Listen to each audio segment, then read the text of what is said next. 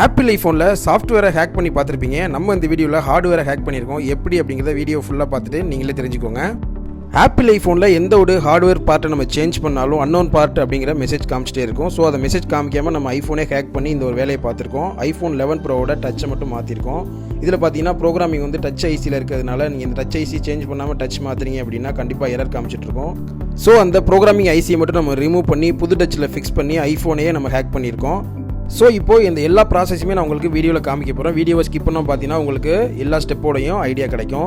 இப்போ நம்ம பழைய டச்லேருந்து ஐசியை ரிமூவ் பண்ணி ரீபால் பண்ணிட்டு இருக்கோம். இதுக்கப்புறமா புது டச்சில் இந்த ஐசியை ஃபிக்ஸ் பண்ணி பக்காவாக ட்ரூ டோன்லாம் செக் பண்ணிவிட்டு பஞ்சிங் பண்ணி மொபைலில் ஃபிக்ஸ் பண்ண போகிறோம்.